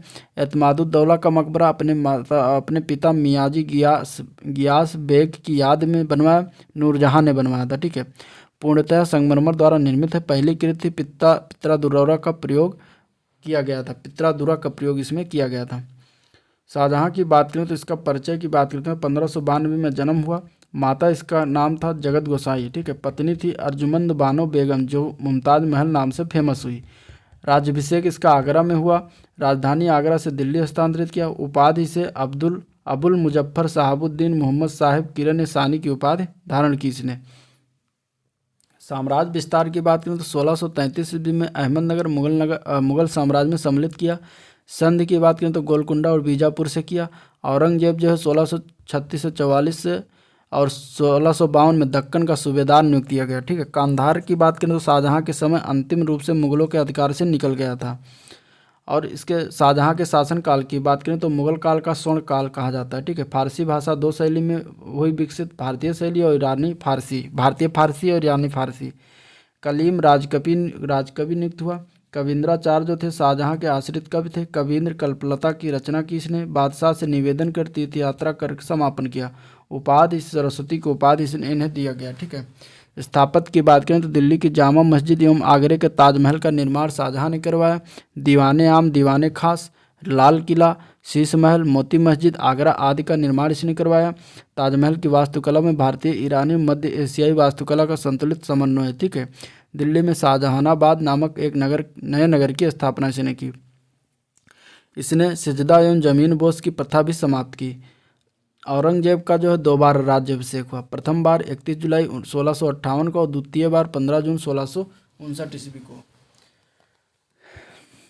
और औरंगजेब के समय जो उत्तराधिकार की युद्ध हुआ था जिसमें धर्मत का युद्ध हुआ 15 अप्रैल 1658 को, जिसमें दारा सिकोह के विरुद्ध हुआ था। ठीक है। और दूसरा युद्ध हुआ था सामूगढ़ का युद्ध जिसमें 1658 को 16 मई को हुआ था। और दारा सिकोह बनाम औरंगजेब एवं मुराद की संयुक्त सेना के मध्य। इसके बाद इसमें पुरंदर की संधि हुई राजा जय सिंह एवं शिवाजी के मध्य 16 जून 1665 ईस्वी में। बीजापुर 1686 ईस्वी में। गोलकुंडा 1687 ईस्वी पर आधिपत्य किया। मुगल सेना में सर्वाधिक हिंदू सेनापति औरंगजेब के समय थे। ठीक है। शासनकाल का उत्तरार्ध 31.6% सेनापति हिंदू, आधे से अधिक मराठे होते थे इसके। अब बात करते हैं औरंगजेब की। औरंगजेब की बात करें तो 1679 ईस्वी में जजिया कर इसने पुनर्जीवित किया, यानी दोबारा लगवाया। ठीक है। सिक्कों पर कलमा खुदवाना, नवरोज का त्यौहार मनाना, तुलादान, झरोखा गर्दन की पाबंदी की। ठीक है। झरोखा दर्शन की पाबंदी की। रबिया उद दौरानी के मकबरे का निर्माण आजम शाह द्वारा करवाया गया। अन्य नाम इसका बीबी का मकबरा कहते हैं। ठीक है। ताजमहल पर आधिकारिक स्थापत्य कला शैली द्वितीय ताजमहल की उपाधि दी गई। दिल्ली के लाल किले में मोती मस्जिद का इसने निर्माण करवाया, जहां आरा को साहिबात उज जमानी की उपाधि दी। संत समर्थ रामदास इसके समकालीन थे। मुगलकालीन प्रशासन की बात करें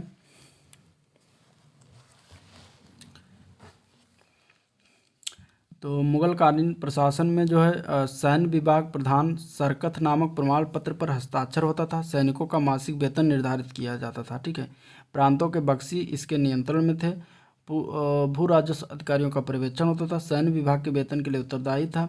वेतनाधिकारी सर जादूनाथ सरकार के अनुसार नियमित एवं स्थायी कार्य नहीं था। ठीक है। घुड़सवार सैनिक की बात करें तो अहदी जो कि बादशाह द्वारा नियुक्त सैनिक होता था, बादशाह के अंगरक्षक के रूप में कार्य करते थे, जिन्हें अहदी कहते थे। दाखिले की बात करें तो बादशाह द्वारा भर्ती सैनिक थे, मनसबदारों की सेवा में ये नियुक्त किए जाते थे। फिर आगे की बात करें मदद ए मास, विद्वानों एवं धार्मिक व्यक्तियों को दी जाने वाली राजस्व मुक्त अनुदान भूमि होती थी। अन्य नाम था सयूरगल। ठीक है। सद्र की बात करें तो दान दी जाने वाली समस्त भूमि का निरीक्षण करता होता था। स्थानांतरण का अभाव होता था। अनुदान ग्राही के पास वंशानुगत रूप से चली जाती थी। मनसाबदारी व्यवस्था की बात करें तो 33 वर्ग थे, कुल 66 प्रचलन में, ठीक। कभी कभी मशरूत अथवा सशर्त पद पर भी होता था। अकबर द्वारा अपने शासनकाल में 40वें वर्ष में जाति एवं सवार दोहरी व्यवस्था लागू किया। पहली कोट की बात करें तो जाति के रूप में अनुरूप सवार, और दूसरी कोट जो थी आधे सवार। तीसरी कोट की बात करें तो आधे से भी कम सवार, ठीक है। सवार पद या जात पद से कभी ऊपर नहीं हो सकता था, ठीक है। सैन्य और असैन्य अधिकारियों का एक ही सेवा संवर्ग में लाना था। इसके बाद सिक्के की बात करते हैं। टकसालों में सोने, चांदी, तांबे के सिक्कों की ढलाई होती थी। अकबर के समय में राम सीता के आकृति वाले सिक्के, रामसिया, देवनागरी लेख से युक्त सिक्के चलते थे, ठीक है। दाम था तांबे का सिक्का 40 रुपये, रुपये के 40वें भाग के बराबर जो था तांबे का सिक्का, ठीक है। जहांगीर की बात करें तो अपने सिक्कों पर अपनी आकृति अंकित करवाई। कुछ सिक्कों पर जहांगीर के साथ नूरजहां का भी नाम अंकित करवाया। हाथ में शराब का प्याला लिए हुए आकृति अंकित करवाई, ठीक है। इसके बाद मुगलकालीन संगीत एवं चित्रकला की बात करें, संगीत में अकबर के काल की बात करें तो तानसेन प्रमुख ध्रुपद गायक थे। अकबर के दरबार के प्रसिद्ध संगीतक थे। इनका मूल नाम था रामतनु पांडे, ठीक है। अकबर के नवरत्नों में से एक थे। अकबर के दरबार के पहले रीवा के राजा रामचंद्र के दरबार में ये गाते थे, ठीक है। अकबर द्वारा कंठाभरण वाणी विलास की उपाधि प्रदान की गई। मोहम्मद शाह रंगीला की बात करें तो ख्याल गायन लोकप्रिय हुआ। औरंगजेब की बात करें तो इस्लाम संगीत को इस्लाम विरोधी इसने कहा और उस पर पाबंदी लगा दी। जबकि स्वयं एक कुशल बीड़ा वादक था औरंगजेब, ठीक है। चित्रकला की बात करते हैं तो मुगल शैली का प्रारंभकर्ता हुमायूं था, ठीक है। हुमायूं के चित्रकार थे मीर सैयद अली और ख्वाजा अब्दुल सम्मद, ठीक है। अकबर के चित्रकार थे दसवंत, आत्महत्या कर लिए। दसवंत जो थे वो आत्महत्या कर लिए, और दूसरे थे बसावन, ठीक है। जहांगीर के चित्रकार थे अबुल हसन नादिर उल जमा की उपाधि धारण की, और उस्ताद मंसूर नादिर उल अस्र की उपाधि धारण की, ठीक है। जहांगीर से संबंधित की बात करें तो मुगल चित्रकला का स्वर्ण युग कहा जाता है, और चित्रकला का कुशल पारखी भी था जहांगीर। साहित्य की बात करें तो फारसी जो है मुगलों की राजभाषा होती थी। नस्तालिक जो है फारसी लिपि होती थी। मुगल कालीन साहित्य में गुलबदन बेगम जो है बाबर की पुत्री थी। इसकी प्रसिद्ध रचना हुमायूंनामा थी। बाबर और हुमायूं का इतिहास, इसमें हुमायूं के और कामरान के मध्य युद्ध का वर्णन भी है। अकबर के आदेश पर यह लिखा गया था। कुछ लेखक और पुस्तक हैं उसके। निजामुद्दीन अहमद ने तबकाते अकबरी लिखी। अब्बास खां शेरवानी ने तारीख़ शेरशाही लिखी। हसन निजामी ने ताजुल मासिर लिखा, ठीक है। ख्वांद मीर कानून या हुमायूनी लिखा। भीमसेन ने नुस्खा या दिलकुशा लिखा। मिर्ज़ा मोहम्मद काजिम ने आलमगीर नामा लिखा। गुलाम हुसैन ने सियार उल मुख्तरीन लिखा। मोहम्मद सालेह ने आलम सालेह लिखा, ठीक है। इनायत खान ने शाहजहां नामा लिखा, और चंद्रभान ब्रह्मा ने चहार चमन लिखा। मोतमिंद खान ने इकबाल नामा जहांगीरी लिखी। अब्दुल हमीद लाहौरी ने पादशाह नामा लिखा। अबुल फजल ने अकबर नामा लिखा। केशव चंद्र ने रामचंद्रिका लिखा। केशव दास ने रसिक प्रिया रामचंद्रिका दोनों लिखा। विदेशी यात्री की बात करें तो ट्रेवेनियर की बात करें तो शाहजहां के शासनकाल में भारत की यात्रा की थी। पेशे से जौहरी था। 6 बार भारत की यात्रा की। इनके पुस्तक का नाम है ट्रेवल्स इन इंडिया। और विदेशी यात्री की बात करें तो मनुची जो है ये मनुची इतावली यात्री था, ठीक है। यानी इटली से आया था। दारा सिकोह की सेवा में तोपची के रूप में काम किया। बाद में चिकित्सक का पेशा अपनाया। स्टोरियो द मुगोर या मुगल इंडिया संस्मरण अन्य नाम की बात करें 17वीं शताब्दी में भारत का दर्पण कहा गया, ठीक है। इसके बाद मुगल काल विविध की बात करते हैं तो तत्कालीन स्रोतों के में नाम बक्काल था, ठीक है। हेमू हेमराज के बारे में। रेवाड़ी में सोरे का व्यापारी था। इस्लाम शाह की सेवा की। आदिल शाह के समय सम्मान और इसका कद बढ़ा। वजीर और सेनापति बना। तरगी बेग को परास्त कर विक्रमादित्य या विक्रमजीत की उपाधि धारण की, ठीक है। विदेशी यात्री की बात करें हॉकिंस जो है भारत में इसकी अवधि थी 1608 से लेकर 1611 ईस्वी। सर टॉमस रो जो है 1615 से 1619 तक था। मनुची जो है 1653 से लेकर 1708 तक था। रॉल्फ फिच जो है 1550 से लेकर 1586 तक था, ठीक है। इसके बाद हम बात करेंगे अमरम की। अमरम जो है विजयनगर में नायकों को राजा द्वारा वेतन के बदले या उनकी अधीनस्थ सेना के रखरखाव के लिए दिया गया विशेष भूखंड जो होता था उसे अमरम कहते थे, ठीक है। मोकासा की बात करें तो मराठा शासनकालीन जो है, मराठा शासन में चौथ की आय का 66% मराठा सरदारों को घुड़सवार रखने के लिए दे दिया जाता था। सूरत बंदरगाह की बात करें तो बाबुल मक्का या मक्का का द्वार सूरत बंदरगाह को कहते हैं। प्रसिद्ध भारतीय हीरे कोहिनूर के संबंध में जानकारी देने वाली विदेशी यात्री का क्या नाम है? ट्रेवेनियर। ठीक है। भारतीय व्यापारिक जहाज़ों पर काम करने वाले कर्मचारी का नाम था मौलिम। मौलिम तारों एवं सूर्य की स्थिति का पता कैसे लगाता था? गोलाकार यंत्र थे, गोलाकार यंत्र से। ठीक है। मराठों के होलकर वंश की शासिका कौन थी? अहिल्याबाई। ठीक है। मराठा छत्रपति राजा राम की पत्नी का नाम क्या था? ताराबाई। गोंडवाना के हिंदू राज्य की योग्य शासक कौन थी? दुर्गावती थी।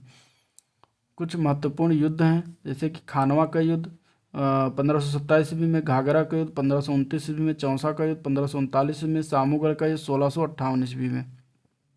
हल्दी घाटी का युद्ध जो है अकबर और राणा प्रताप के विरुद्ध हुआ था। ठीक है। बिलग्राम का युद्ध हुमायूं और शेरशाह के मध्य हुआ था। और खुसरो का विद्रोह जो जहांगीर के समय हुआ था। खानवा का युद्ध जो बाबर और राणा शाह के मध्य हुआ था। ठीक है। इसके बाद गुरु नानक की बात करते हैं। गुरु नानक एवं सिख संप्रदाय। गुरु नानक की बात करते हैं तो गुरु नानक का जन्म जो हुआ था 1469 ईस्वी में तलवंडी नानकाना साहिब में, वर्तमान में पाकिस्तान के पंजाब प्रांत के नानकाना साहिब जिले में स्थित है। पूर्व में शेखपुरा जिले का भाग था। वर्ष 2019 में गुरु नानक की 550वीं जयंती का प्रकाश उत्सव का आयोजन किया गया। मृत्यु इनकी 1539 में डेरा बाबा करतारपुर में हुआ था। ठीक है। इनका कथन था, ईश्वर के केवल मनुष्य के सद्गुण को पहचानता तथा उसकी जाति नहीं पूछता, क्योंकि दूसरे लोग की कोई जाति नहीं होती। शिक्षाओं की बात करें तो एकस्वरवाद में विश्वास और निर्गुण ब्रह्मा की उपासना पर बल दिया। रचनाओं में शबद और जप जी साहिब था। विशेष तथ्य में सिकंदर लोधी 1489 से लेकर 1517 ईस्वी में सिख धर्म की स्थापना की। गुरु का लंगर नामक मुक्त सामुदायिक रसोई की शुरुआत की। उदासी नामक धर्म प्रचारक यात्रा का प्रारंभ किया। संसार के 9 क्षेत्रों में यात्रा की। ठीक है। इसके बाद हम बात करेंगे गुरु सिख परंपरा की। तो मूल नाम भाई लहना। ठीक है। गुरु अंगद की बात करते हैं 1539 ईस्वी में 1552 ईस्वी तक। इनका मूल नाम था भाई लहना। गुरु नानक द्वारा उत्तराधिकारी द्वितीय सिख गुरु नियुक्त किया गया। गुरुमुखी लिपि के जनक थे।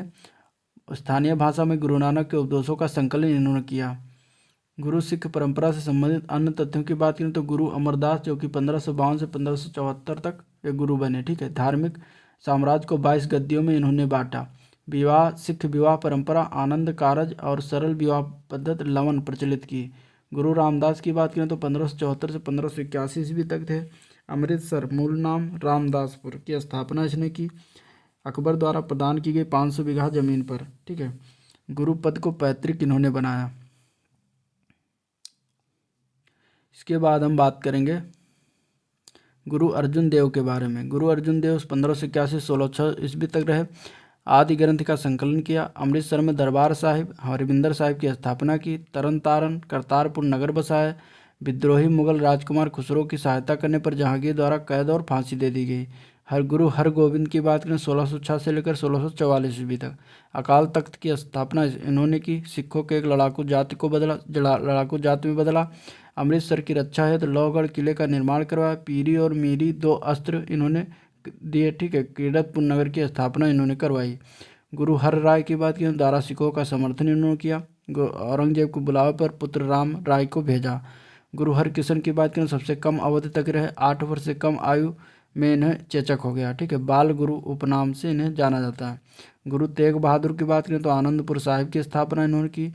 किसानों का नेतृत्व, कश्मीरी ब्राह्मणों के लिए संघर्ष, आगरा, प्रयाग, बनारस, सासाराम, पटना, मुंगेर, ढाका और असम की यात्रा, इस्लाम न स्वीकार करने पर औरंगजेब द्वारा मृत्युदंड, शहीद स्थल पर शीशगंज साहिब गुरुद्वारा चांदनी चौक दिल्ली में इनका स्थित है। ठीक है। इसके बाद गुरु गोविंद सिंह के बारे में बात करेंगे। गुरु गोविंद सिंह 1675 ईस्वी से 1708 ईस्वी तक रहे और 13 अप्रैल 1699 को बैसाखी के दिन आनंदपुर साहिब में खालसा की स्थापना इन्होंने की। नाम के साथ सिंह कौर लगाने का प्रारंभ इन्होंने करवाया। धर्मचार पाहुल का प्रवर्तन किया। रचनाएं की बात करें जफरनामा, विचित्र नाटक और चंडी दीवार 3 है। ठीक है। 5 ककार इन्होंने बताया। कड़ा, कृपाण, कंघा, केस और कक्षा का प्रयोग अनिवार्य किया। निर्मल की स्थापना की। सिख शिक्षकों को दी जाने वाली पदवी होती है। बहादुर शाह से संधि और एक बड़ा मनसब प्राप्त किया। उसके साथ दक्षिण अभियान पर भी गए। नांदेड़ महाराष्ट्र में एक अफगान सरदार द्वारा हत्या समाध स्थल पर हुजूर साहिब गुरुद्वारा बना हुआ है। मराठा राज्य और संघ की बात करें उसमें सबसे पहले नाम शिवाजी का आता है। शिवाजी का परिचय की बात करें तो इनका जन्म सिन्योर के दुर्ग में हुआ था। राजधानी इन्होंने रायगढ़ बनाई। राज्याभिषेक बनारस के पंडित विश्वेश्वर द्वारा हुआ था। अफजल खां का वध इन्होंने 1659 ईस्वी में किया। 1665 में जयसिंह के साथ पुरंदर की संधि की। 1666 में औरंगजेब द्वारा आगरा में कैद लिए गए। 1674 में राज्याभिषेक के बाद छत्रपति की उपाधि की धारण किया। 1680 में इनकी मृत्यु हो गई। शिवाजी के अष्टप्रधान की बात करें तो उसमें पेशवा होता था जो राजा का प्रधानमंत्री होता था। अमात मजमुआदार वित्त एवं राजस्व मंत्री होता था। वाकिया नवेश मंत्री जो राजा के दैनिक कार्यों के दरबार की प्रतिदिन कार्यवाही और विवरण रखना। सचिव जो या शुरुनिवेश राजकीय पत्र व्यवहार का कार्य देखता था। न्यायाधीश मुख्य न्यायाधीश होता था। पंडित राव की बात करें विद्वान धार्मिक कार्य के लिए अनुदान का दायित्व निभाता था।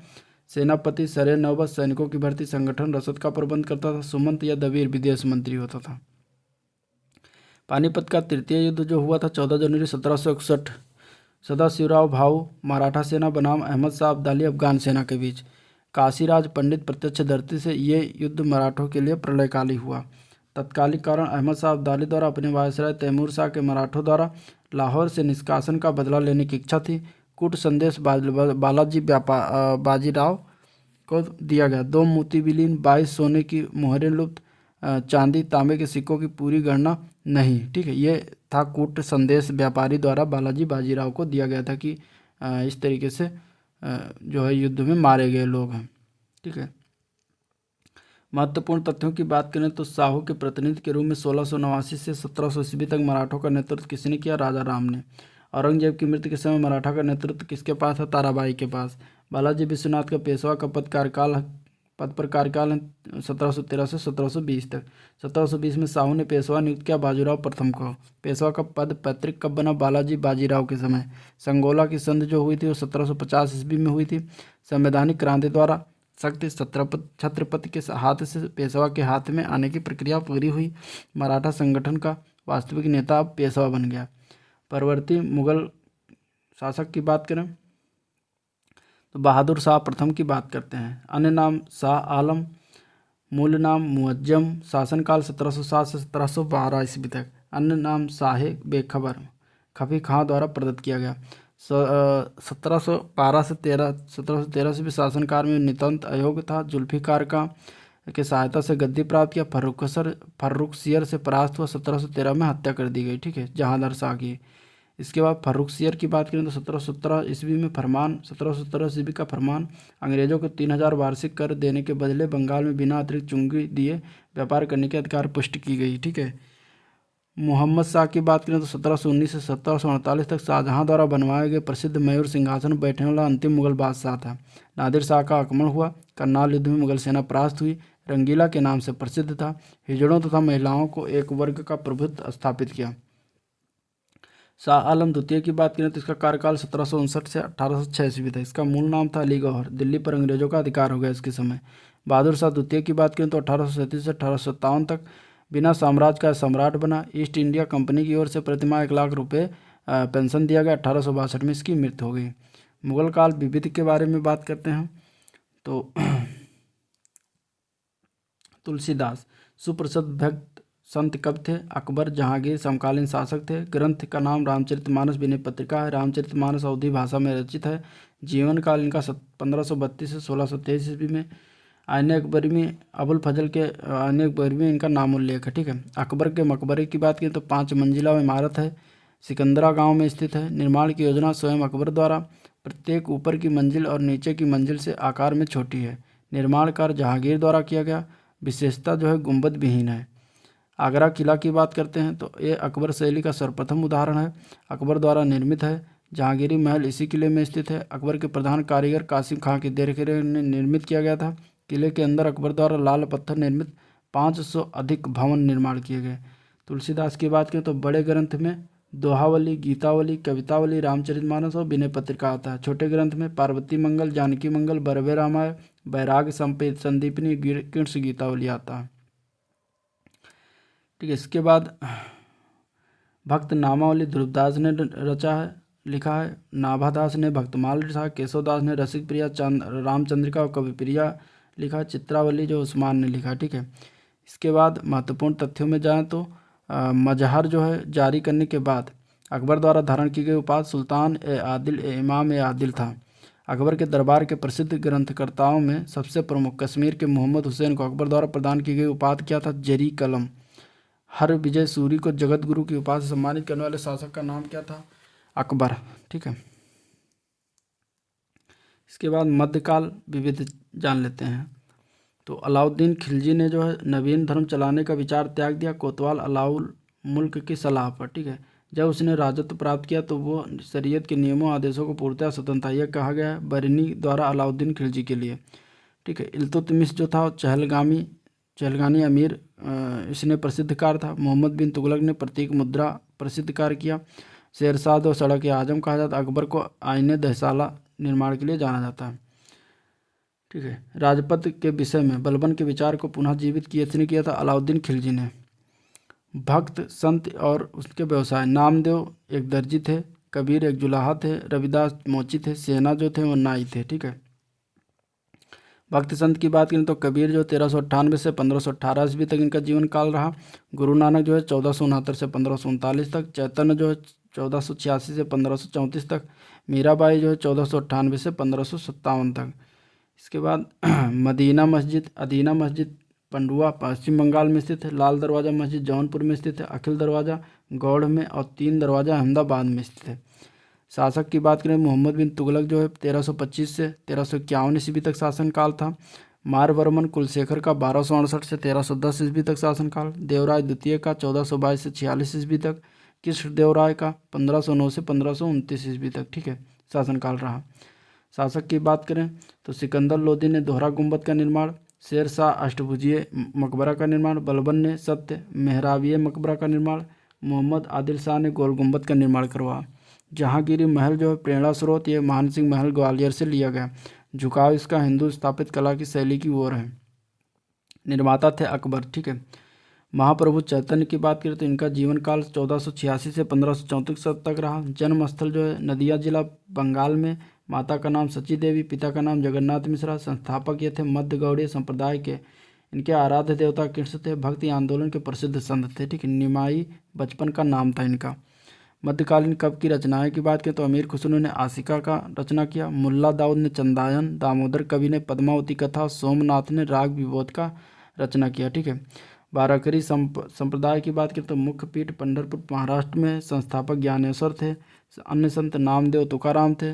विठोबा जो है कि पूजा कृष्ण के अवतार मान्यता दी जाती है, ठीक है। हल्दी घाटी का युद्ध की बात करें तो वर्ष 1576 ईस्वी में महाराणा प्रताप एवं बनाम मान सिंह एवं आसफ खां के मध्य। हकीम खान सूर महाराणा की सेना के अग्रभाग के नेतृत्व करता थे। परिणाम था महाराणा प्रताप पराजित हुए थे, ठीक है। तो ये था मध्यकालीन इतिहास जिसका हम लोग वर्णन देख रहे थे और डिस्कशन हुआ। आपको वीडियो कैसा लगा आप लोग कमेंट करके अपनी राय व्यक्त कर सकते हैं, ठीक है। इसके बाद हम इसके नेक्स्ट वीडियो में आधुनिक भारत का इतिहास देखेंगे। तो आज के लिए इतना ही, मिलते हैं नेक्स्ट दिन, तब तक के लिए थैंक यू।